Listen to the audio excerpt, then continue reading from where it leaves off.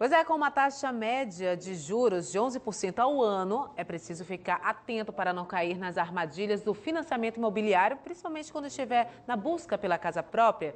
E é isso que o Seu Direito hoje vai explicar para você. Quem vai trazer as informações para a gente sobre esse assunto é o repórter Olavo Sampaio. Com você, Olavo.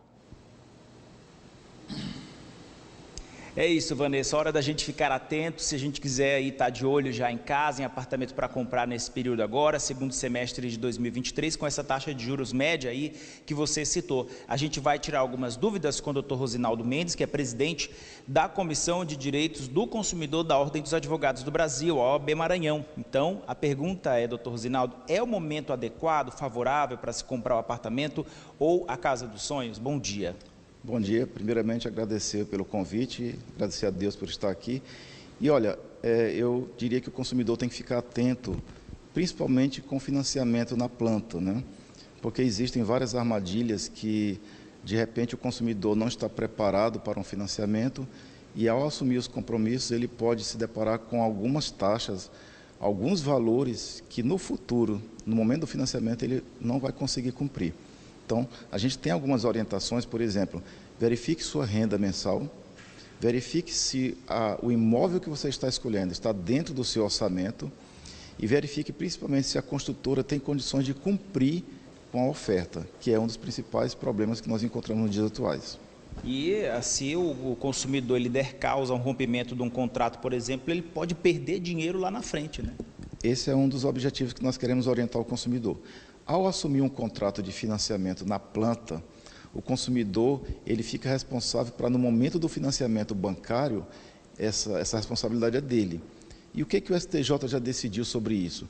Que quando o consumidor dá causa para o rompimento do contrato, a construtora pode reter de 25% a 50% do valor pago para custear despesas. Em contrapartida, se a construtora der causa para o rompimento do contrato, tem que devolver 100% corrigido. Agora, interessante é o consumidor ficar atento ao seguinte: as taxas de financiamento são variáveis. De banco para banco, então ela tem de 8,9% a 12% de acordo com o banco.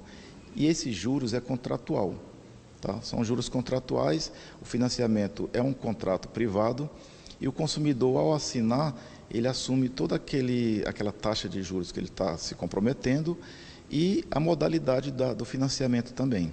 O que é essa taxa de juros imobiliário, de financiamento imobiliário? Porque, assim, a taxa Selic é diferente da taxa desse financiamento imobiliário, ela não é do mesmo patamar, né? Isso. A taxa de financiamento imobiliário, ela é uma taxa pré-fixada, você pode escolher o valor da parcela que vai ficar já definida, ou você pode fazer um financiamento pós-fixado, que ele é um financiamento que vai diminuindo de acordo com o tempo, de acordo com os juros que você contratou.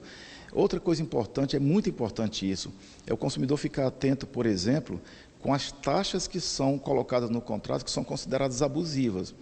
Por exemplo, o STJ já decidiu que a taxa do cadastro, ela é cobrada, ela é legal, mas tem algumas taxas que são de responsabilidade da construtora e ela repassa ao consumidor, que são consideradas abusivas, como, por exemplo, a taxa do seguro de construção, que é de responsabilidade da construtora, a taxa de corretagem, que a construtora às vezes coloca lá o stand e o consumidor chega e faz a contratação e eles colocam aquela taxa para o consumidor pagar. O consumidor só deve pagar a corretagem se ele escolher o corretor para lhe representar. Se ele não fizer isso, a responsabilidade é da construtora.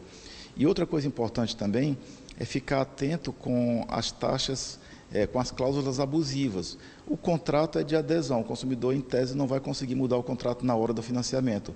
Mas, se tiver cláusulas abusivas, ele pode recorrer ao Poder Judiciário para que sejam alteradas de acordo com sua situação. Doutor Rosinaldo, em relação a essas taxas, o que foi esses acordos que foram feitos ali no contrato, foi assinado, o consumidor ele pode depois requerer, se esclarecendo tudo isso, ele pode buscar uma reparação ou uma correção disso depois de já ter assinado? Sim.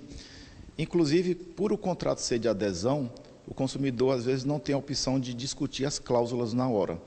Se essas cláusulas forem consideradas abusivas, se ela trouxer prejuízo ao consumidor, impedir o direito do consumidor de discutir o contrato, por ser de adesão, ele tem direito de buscar, sim, a discussão desse contrato, inclusive no judiciário.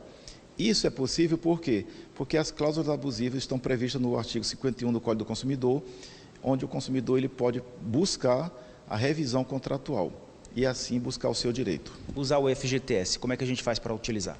Maravilha. O FGTS é uma boa saída para quem quer financiar imóvel. Por quê? Você pode utilizar o FGTS tanto no financiamento inicial, para abater o valor principal do financiamento, como durante o financiamento que você já tem feito, você pode usar o FGTS para abater tanto prazo como abater prestações.